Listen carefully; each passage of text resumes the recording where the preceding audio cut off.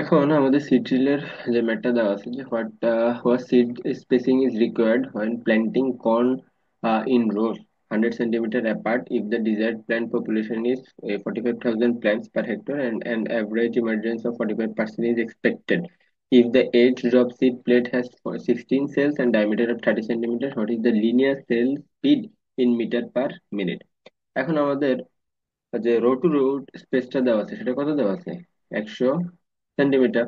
আর আমাদের desired plant, অর্থাৎ আমি এই যে সিড প্লেটটা, ঠিক আছে, এখান থেকে আমি কতটা প্ল্যান্ট চাই? টোটাল প্ল্যান্ট আমার দরকার হচ্ছে 45,000। এখন অ্যাভারেজ ইমার্জেন্স হচ্ছে হইতে হবে কত? 85%। অর্থাৎ আমি যদি 100টা সিড দেই, এখান থেকে কত? 85টা প্ল্যান্ট আমার চাই। এটা হচ্ছে কি? Average emergence. এখন ইফ এস জব হচ্ছে কি, আমাদের সিড প্লেটে কয়টা কয়টা সেল থাকবে? 16টা সেল। ঠিক আছে, 16টা সেল থাকবে। আর ডায়ামিটারটা অর্থাৎ ডায়ামিটার দেওয়া আছে কত? 30 সেন্টিমিটার। এখন আমাদেরকে বলছে কি সিট স্পেসিং।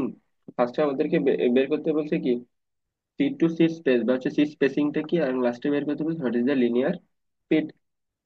এখন আমি যদি দেখি যে আমার টোটাল প্ল্যান চাইছে 45,000, কিন্তু এভারেজ ইমার্জেন্সটা থাকতে হবে 85%। অর্থাৎ আমি যদি 100টা সিট দেই, 85টা গাছ হবে। তাহলে কি 45,000 গাছ পেতে হলে কি 45,000 সিট দিলে হবে? অবশ্যই হবে না। তাহলে কি আমাদের আরো বেশি পরিমাণে সিট দরকার।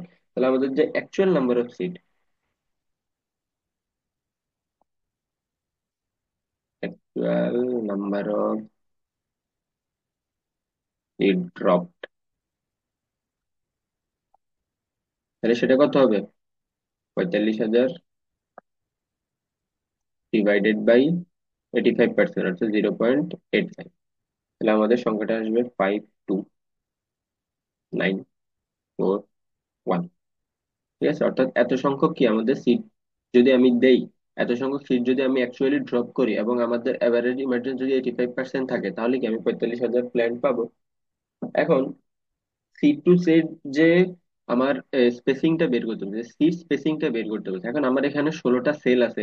তাহলে আমি যদি টোটাল পেরিফেরাল লেন্থটা যদি বের করি, টোটাল পেরিফেরাল লেন্থ বের করে এখান থেকে যদি আমি কি 16 দ্বারা ভাগ করি, তখন কি আমি সিট টু সিট স্পেসটা পাবো ইনডোর। ঠিক আছে, তাহলে আমাদের যে পেরিফেরাল লেন্থ, তাহলে peripheral length of seat plate,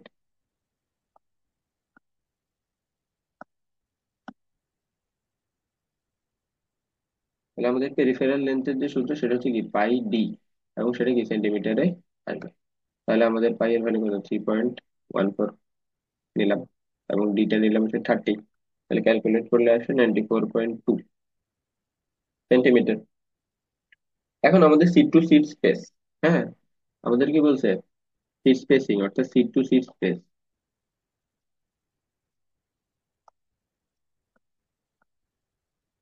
seat to seat স্পেসটা কি হবে? তাহলে আমাদের এই যে পেরিফেরাল লেন্থ, হ্যাঁ, এই পেরিফেরাল লেন্থকে আমি কয়টা, যেহেতু সিট প্লেটে কয়টা সেল আছে? 16টা, তাহলে জাস্ট কি 16 দিয়ে ভাগ করে দিব। 94.2 divide by 16।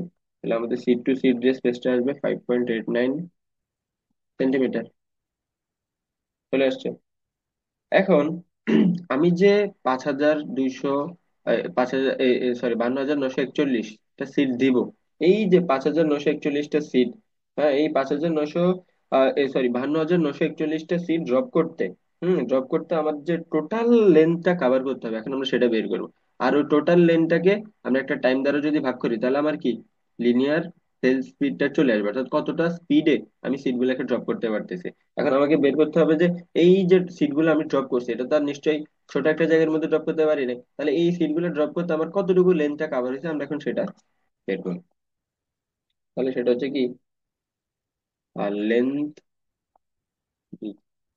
Covered by seat plate to drop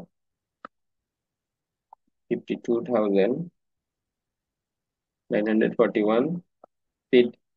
তাহলে আমার টোটাল লেন্থ, টোটাল আমার যে সিট টু সিট স্পেসটা কত? আমার সিট টু সিট এই যে আমরা স্পেসটা পাইলাম কত? 5.89। এই যে সিট টু সিট স্পেসটাকে 5.89, এটাকে আমার কি টোটাল যে পরিমাণ আমার সিট আমি দিলাম সেটা দিয়ে কি গুণ করব। এখন আমার যে ভ্যালুটা এটা সেন্টিমিটারে আছে, তাহলে কি আমি যদি 100 দ্বারা ভাগ করি, তাহলে কি সেটা মিটারে চলে আসবে।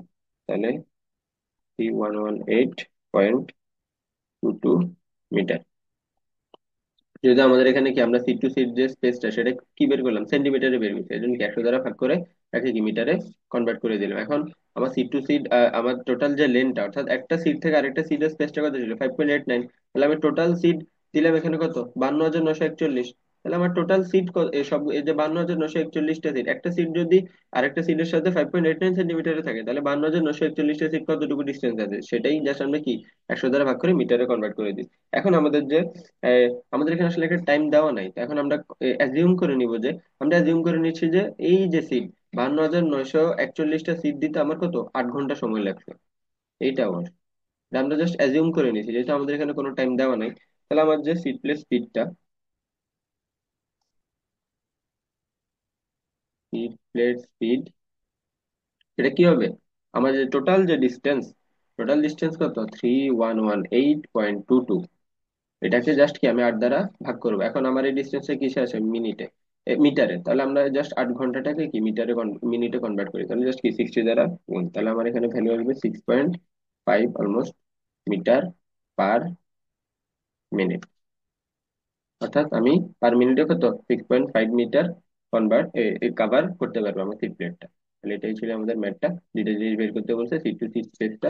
সেটা আসছে কি, আমার টোটাল যে পেরিফেরাল লেন্থ ওটাকে কি আমি যতটা সেল আছে সেটা দ্বারা ভাগ করব, প্লাস আমার যে স্পিড বের করতে হলে কি আমার এই যে টোটাল 52,941টা সিট কতটুকু ডিস্টেন্স কভার করছে, যেহেতু একটা সিট থেকে আরেকটা সিটের ডিস্টেন্স কত, একটা সিট থেকে আরেকটা সিটের ডিস্টেন্স ছিল কত 5.89, তাহলে 52,941টা কতটুকু কভার করবে, সেটাকে জাস্ট 100 দ্বারা ভাগ করছি কেন, মিটারে কনভার্ট করার জন্য। তারপর আমরা জাস্ট একটা টাইম অ্যাজিউম করে নিয়েছি, যেহেতু আমাদের স্পিড স্পিড যদি বের করতে চাই আমার কি দরকার, ডিস্টেন্স আর টাইমটা মাস দরকার স্পিডের জন্য। আর আমি জাস্ট, যেহেতু আমার টাইম দেওয়া নেই, আমরা কি 8 ঘন্টা ধরে নিছি, 8 ঘন্টা ধরে নিছি, তারপর কি আমার সিট প্লেস স্পিডটা কি, এই যে আমার যতটুকু সিট গুলো যতটুকু এরিয়া কভার করছে, যতটুকু ডিস্টেন্স কভার করছে, প্লাস সেটা কি টাইম দ্বারা ভাগ করছে। এখন টাইমটা ছিল কত 8 ঘন্টা, আটকে জাস্ট 60 দ্বারা গুণ করে মিনিটে কনভার্ট করছি, এই জন্য কি আমরা একটা 6.5 মিটার পার মিনিট।